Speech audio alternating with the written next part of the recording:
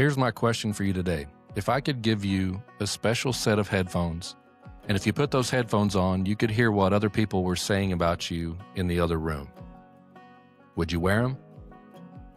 Now, I don't want you to answer that too fast, because the honest answer, it isn't so much about us being curious of what they would say, but it's more about our inner struggle.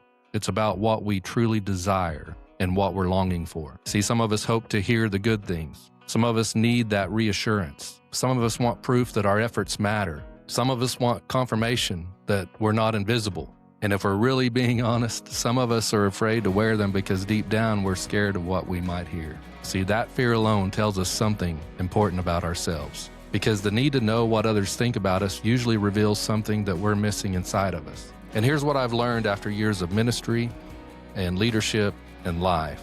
I've learned that a lot of people aren't unfulfilled because they're doing the wrong things. They're unfulfilled because they're trying to get identity from places that were never meant to supply it. So what do? We stay busy to try to get that fulfillment. We stay productive. We take care of all of our responsibilities. We ensure that we're always needed, but we don't stay whole. And there's something that we're missing. And when you live like that long enough, you don't necessarily fall apart.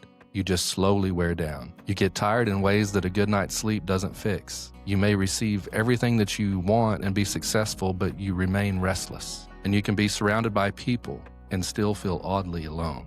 And the scary part is this, that you begin to tell yourself that this is just life. This is how it is. But I'm here to tell you today that it's not. It's simply a misalignment of our thoughts and our beliefs. And today we're talking about that ever-elusive, fulfilled life. Not the loud and the flashy and the highlight reel version that we've tried to manifest, but rather that quiet and that steady and that grounded kind of life. The kind where you can say, hey, I know who I am. I know who I belong to. I know what matters, and I'm okay moving at God's pace.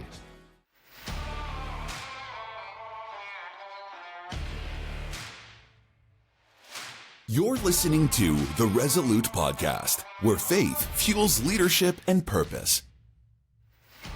Here's your host, Lance Fuquay.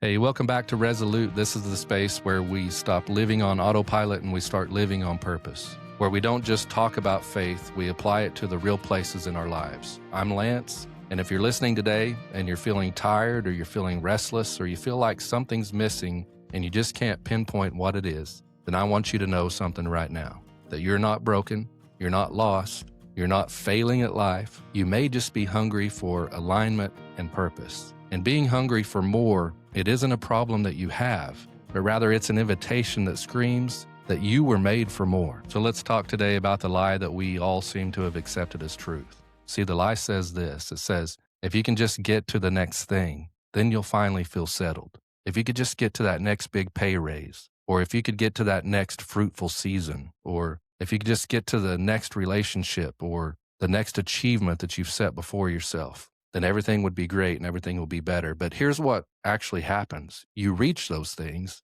and it feels great for a moment, but then over time, that feeling fades. Now, that's not because it wasn't great, but it's because that thing was never meant to carry the weight of your purpose. You see, fulfillment isn't something that you stumble into. It's actually something that you align with. And in order to align, it requires us to be honest and honest with ourselves. So let me ask you something, and I hope that you'll give it genuine thought today. When was the last time you asked God what He wants to restore within you? Because many people are doing God's work, going through the motions, doing what they're supposed to do, what they feel called to do, what they feel led to do, but they neglect God's presence. Presence is where fulfillment grows. You weren't designed to live off the goals of earthly momentum. You were designed to live from connection. See, some of us are exhausted because we've turned life into a performance. We wake up like, okay, let's see if I can impress everyone today. When God's trying to tell you, hey, I already approved you. You don't have to impress me. Just come sit with me for a minute. Just give me a little bit of your time. See, most people ask the wrong question. They ask, what is it that will make me happy? Now, happiness is great, but happiness in itself is a terrible compass for us to live our lives by. Instead of asking what it is that will make me happy, we need to be asking, what kind of person is God forming me to become in this season? Because fulfillment isn't about feeling good all the time. See, God isn't rushing your life. He's slowly shaping it. And sometimes the dissatisfaction that you feel, it isn't a sign that you need something new, but it might just be a sign that you need to dig deeper into your identity. You need to dig deeper into your honesty, and you need to dig deeper into obedience with Christ. And that depth is where fulfillment lives. So let's talk about the 4 pillars of a fulfilled life. Now, I want to make sure that this resonates with you today because these aren't concepts, they're anchors. These are kind of like the cornerstones of your life. Now, pillar 1 is identity. Let me tell you today, if you don't know who you are, then you will let life define you. What'll happen is you'll let the success that you have begin to inflate you. And then you'll let the failure that you have in life crush you. And then you let the opinions of others define you. See, identity in Christ is what stabilizes you when everything else shifts with the wind. A fulfilled life begins when you stop asking yourself, do they approve of me? And in place of that, we start resting in, God has already claimed me. See, you don't have to earn belonging. You don't have to audition for grace. See, you live fulfilled when you stop trying to prove something and you start believing. So we got to work on our identity. Pillar 2 is this, connection. See, fulfillment is relational by God's design. You can't live whole while keeping to yourself and staying emotionally guarded. See, connection with others requires risk. And yes, people can and will hurt you. But isolation in itself will actually starve you. Instead of isolation, you need to surround yourself with safe people. You need that community. You need that community of people. People who know your real story. People who can remind you of who you are whenever you forget. See, you weren't created to do life alone. We were all created to do life together, and you need to surround yourself with good people. And you've heard it said before probably. I know I have several times, and I've even said it several times in some of my messages, that if you show me your friends, I'll show you your future. But here's the thing that you have to remember. Just because you have that connection in those relationships, it doesn't mean that those people define your identity. They support you. They surround you. They remind you of who you are. You surround yourself with like-minded, good people, and you become part of that community. But they don't necessarily define your identity because only God can do that. Now, pillar 3 is this, contribution. See, we were created to be spiritual contributors, not spiritual consumers, because a fulfilled life pours outward, and you can't do that from emptiness. You can only do that from overflow. So when your life blesses others, that's when your purpose and your meaning shows up. You were designed to matter far beyond yourself. And when your life connects to God's work in others, that's when fulfillment becomes sustainable. And then pillar 4 is this, rhythm. Now, this one's not negotiable when it comes to God. You know, we talked about in the last episode, we talked about consistency. And that's what I'm kind of talking about here is that rhythm, that consistency. Because fulfillment requires you to be intentional with your time. And it requires you to take small intentional moments that you incorporate in your week. You're more intentional with your prayer life. You're more intentional with resting. You're more intentional with your devotionals and digging into scripture. And maybe for some of you, you're just simply more intentional with finding a moment where you can just sit in silence, just by yourself. See, it's important that you stay consistent to the guidelines that you set for yourself, that rhythm, those intentional steps. If your spiritual life is accidental and it just happens on a whim whenever you just feel like it and you throw a prayer up to God every now and then or open your Bible app every now and then and read a little bit of scripture. If your spiritual life is accidental, and if it does just happen on a whim like that, then your peace is going to be fragile. But when you build rhythm with consistency, see, your soul slowly learns how to breathe again. And now that we've talked about what helps build fulfillment, now we need to discuss what destroys it. See, most people don't even realize that the destruction's happening until they look up one day and they think, man, why do I feel so far from myself? Now, there are 3 common enemies of fulfillment, and almost everyone wrestles with all 3. First one is comparison. The second is clutter. And the third is compromise. So let's slow down and walk through each one of them. Not to call anybody out today, but if you can be honest with yourself, then this might just set you free. So fulfillment killer number 1 is comparison. Comparison is sneaky. It rarely announces itself. It just creates questions in your mind like why am I not further along? Or why does this seem like it's so much easier for them? Or why are they getting all the attention and they get noticed and I'm doing the same things and I'm not?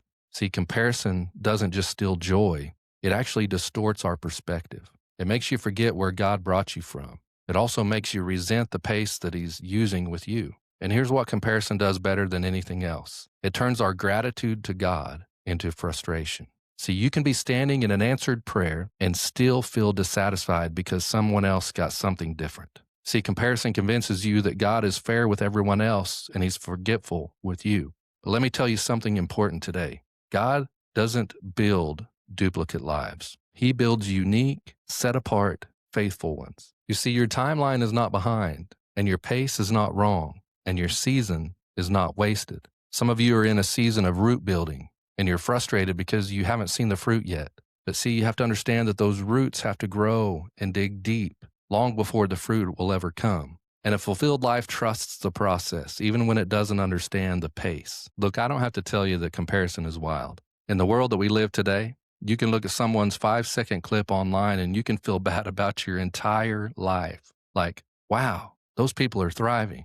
But here's the thing, you don't know them. You don't know their full situation. You don't know what their prayer life is like. You don't understand and you don't know the anxiety and the depression that they've been battling. All you know is that their lighting's pretty good and it seems like they're having a wonderful life. But here's the thing, we need to stop letting someone else's highlight reels set our expectations for our own. See, comparison is a killer of fulfillment. And fulfillment killer number 2 is clutter. See, when most people hear clutter, they think about the stuff. They think of, for me, I think of the TV show Hoarders, right? I love watching that because I can compare myself to those people and I can think, man, they've got it way, way worse than I do. You know, I don't feel so bad about my messy shop and I don't feel so bad about my back porch, knowing that I'm watching these people on TV and seeing the hoard that they have in their house. So when I hear about clutter, that's the kind of stuff I think about. I think about the closets that need cleaned. I think about my garage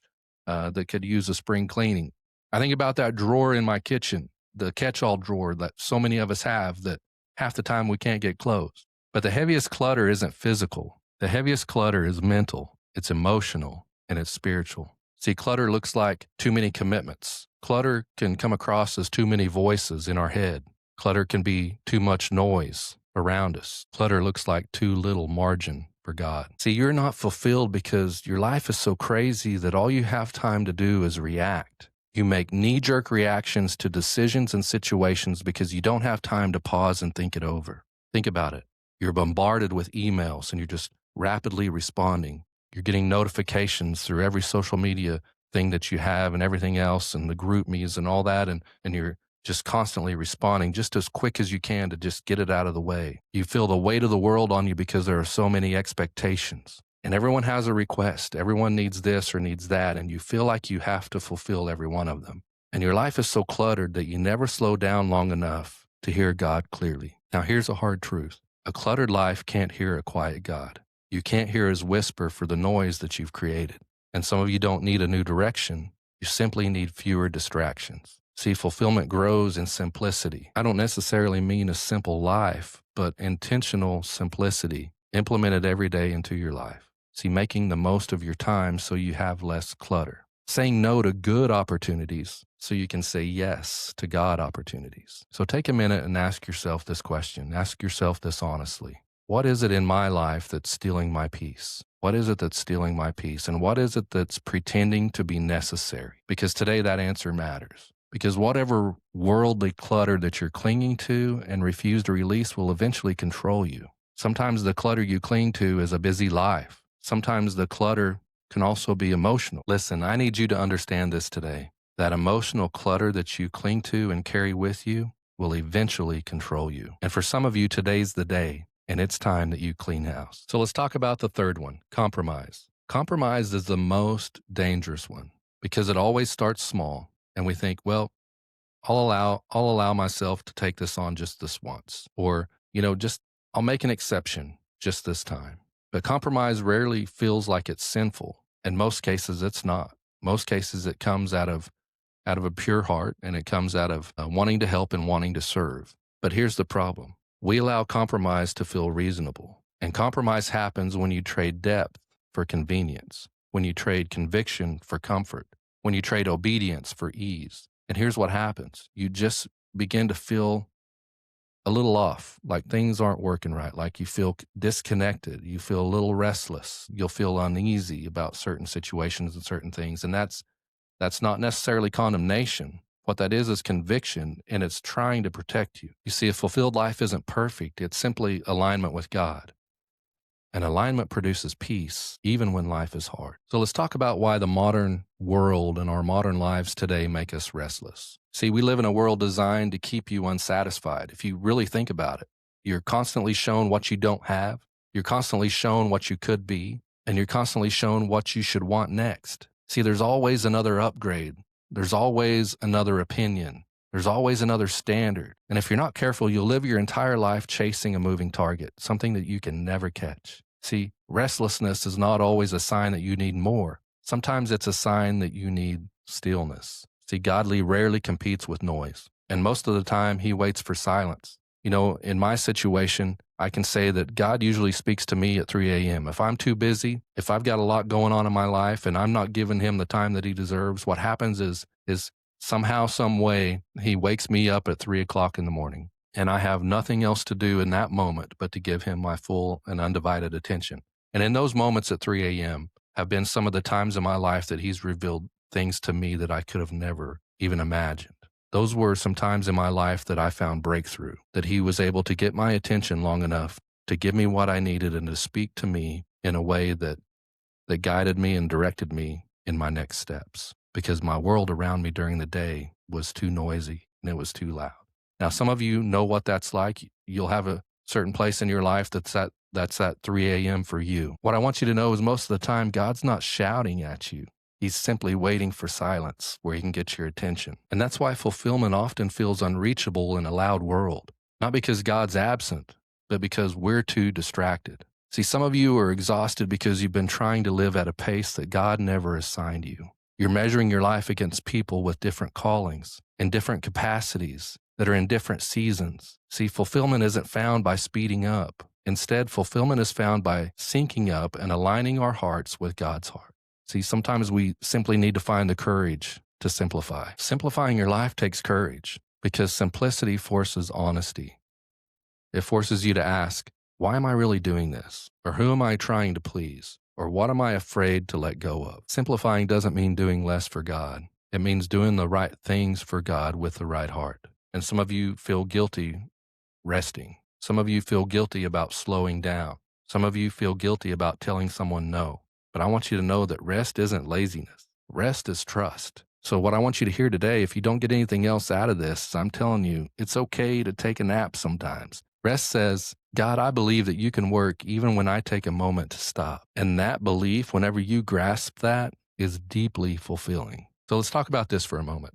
What does fulfillment feel like whenever you found yourself so busy and so crazy and everything going on in your life, and you find yourself kind of out of whack and you realize that you distanced yourself from that feeling and that moment of being fulfilled? So what does it feel like whenever you've taken the steps and it starts to return? Let's talk about that for a minute. If you found yourself drained, if you've found yourself burned out and your cup's empty, this is the beautiful part. Because when fulfillment starts to return, you slowly start to feel like yourself again. Now, it's not that you just woke up from your nap and now you're all better, because we aren't toddlers and it doesn't work that way. But it's more like you begin to feel a peace. You begin to recognize that you're sleeping better at night. You begin to find yourself breathing a little deeper. Maybe you haven't laughed in a long time and you find yourself in a place that you're laughing a little easier. And then you find yourself praying honestly. You're not just throwing a quick prayer up there to God every day, but rather you're being honest with yourself and you're being honest with God, and you're taking the moment to communicate and pray to Him. And you stop striving and struggling, and instead you start relaxing and you start simply trusting. Now, you still work hard, but the difference is you're not frantic anymore. And you still dream, but your dreams are not desperate like they used to be. You see, fulfillment feels like coming home after a long vacation, but instead you're coming home to yourself. And that's exactly what God intended. So today we've named the enemies, we've exposed the lies, and now in this final part I want to talk about putting it all into practice. Because fulfillment isn't built by awareness alone. Just being aware doesn't make it happen. Fulfillment is built by obedience. We have to take the steps. So it has to be practiced. It's not just something that we discover and say, okay, I understand it all. No, we actually have to put it into practice. So here at this final moment, let's lock in and let's focus here for a second, because this is where a lot of people miss it. They think fulfillment is something that you find, like a hidden place, like a future moment, like you finally arrived at your destination and you finally get there and you say, aha, this is it. I'm here. But fulfillment doesn't work like that. See, fulfillment has to be practiced. Fulfillment is built through daily decisions that line your life up with what matters most. See, you don't just wake up one day and all of a sudden you're fulfilled. Instead, you wake up aligned with God, and that sense of fulfillment grows quietly from there. And this is important. Fulfillment isn't always going to feel exciting. Sometimes it's a steadiness. Sometimes it's just a calming. Sometimes it just feels ordinary. You begin to feel like yourself again. But ordinary doesn't mean empty. Ordinary, when aligned with God, is sacred. And some of you are waiting for a dramatic shift, but God is inviting you into a faithful rhythm, that consistent connection. And once you find your rhythm, that's where you begin to find your peace. So ask yourself this today. Where in my life am I waiting for the right mood or motivation when all God is asking for is faithfulness? Because motivation comes and goes, but faithfulness builds something that lasts. So let's get really practical here. We're not going to make it overwhelming or complicated. We're just going to be honest. We're going to give you some doable practices that you can anchor your fulfillment in real life. So start your day. This is the first practice. Start your day with orientation. Now, most people start their day with a reaction, and you do. A lot of people do this. First thing we do is we get to our phones, we check our notifications, we see all the messages that we've been given, we try to respond to those, we check the news, we see what's going on in the world, and by the time they've been awake 10 minutes, they're already behind. See, fulfillment requires orientation, and orientation answers the question, who am I today, and who am I walking with? Now, even 2 or 3 minutes first thing in the morning matters. A simple prayer like, God, help me walk in alignment with you today. Or God, remind me of what it is that truly matters. Or maybe it's, God, lead my thoughts and my steps today as I go out. See, that small moment, it begins to center your soul. It gets you on the right track to take that first step for the day. Now, you don't need a long devotional every morning. If you do that, that's great. But you don't necessarily have to do that. It's just starting with God, and you need to start with a surrendered heart. Let me give you a relatable moment. Some of us check our phones before we ever check our souls, and then we wonder why we're anxious and depressed by 8 a.m. before we even get to work. Now, that's not condemnation towards anybody today. That's just truthful information that we're all guilty of at some point, right? We need to get into the practice of checking our souls before anything else. The next thing is we need to create a narrative for ourselves. See, everyone lives by a narrative. It's a story that they tell themselves in their head about their life, about their situations. And for some of us, some common ones might be like, man, I'm already running behind. I'm never going to get caught up. Or, hey, I should be further along than this. What is my problem? Or, I've got a lot to do today and I know that I'm going to mess this up. Or it might be simply you leaving the house and thinking, man, I don't know that I can keep everybody happy. See, fulfillment requires you to interrupt those false narratives. You have to ask yourself regularly, like, what story am I believing right now? And is that story aligned with God's truth? See, you can't live fulfilled if you're rehearsing lies. Now, God's truth may challenge you, but it will never crush you. And then we need to build space into your life. You see, fulfillment requires margin. It requires that much needed space. You have to have space to breathe. You have to have space to reflect. You have to have that space to feel. And you already know now that you have to have that space to rest, to take the naps. See, if your life is packed wall to wall, your soul has no room to speak. And margin takes time. Creating that margin in your busy schedule takes time. And you have to be intentional, and you have to choose it. Now, this might mean for some of you that you leave a gap between your commitments and you allow yourself some time there. Or maybe it's saying no without over-explaining or apologizing to someone. Maybe it's scheduling that rest because it does matter. See, margin is not wasted time. When you look at margin, you look at that space that you have and you're devoting to yourself and to God, that's soul maintenance. And it's a requirement for our spirits. We need to be renourished. We need to be replenished. And we can only do that if we allow time with God. And the fourth thing today is this: to end your day with gratitude and truth. Believe it or not, how you end your day matters as much as how you begin it. Now, before you go to sleep, you need to ask yourself, in what areas of today, in what areas of my life today did I see God? And in what areas of my life today made me thankful? And where did I feel aligned with Him? But also, where did I feel stretched? What areas did I feel God stretching me? and growing me. Because gratitude anchors fulfillment. It reminds you that God is already at work, even on the most ordinary days. So here's some of those practical steps that you can do this week. It's not about fixing your whole life in a week. It's about turning your heart in the right direction. So let's talk about this. Part 1, what's draining you? So I want you to write this down sometime this week. What is it that constantly drains my peace? Now, I'm not talking about things that annoy you or what inconveniences you. I'm talking about what truly drains you. It could be a habit. It could be a relationship. It could be a thought pattern that you constantly have over and over in your head. It could be the overcommitment that you've extended yourself too far. But I want you to be honest, because clarity isn't condemnation. It's the beginning of freedom. In part 2, I want you to think about this week. What is it that gives you life? What makes you feel closer to God? What is it that helps you breathe easier? What reminds you of who you are? And sometimes those answers can be simple. Maybe it's going for a walk. Maybe it's listening to worship music on your drive. Maybe it's digging into the scripture, into your devotionals on the Bible app. Maybe it's that time that you have to just sit in silence. Maybe it's being around people that bring you joy and gets you to laugh. And maybe it's about connection with somebody, that relationship where you feel like you can open up and you guys can have that conversation. Now, don't over-spiritualize this because, as you know, God meets you in real life. So just be honest. And finally, part 3, the third part. What is one small shift that you can make this week? One thing. One change that will create space for alignment to grow. You don't have to take dramatic leaps. Just start with a faithful step.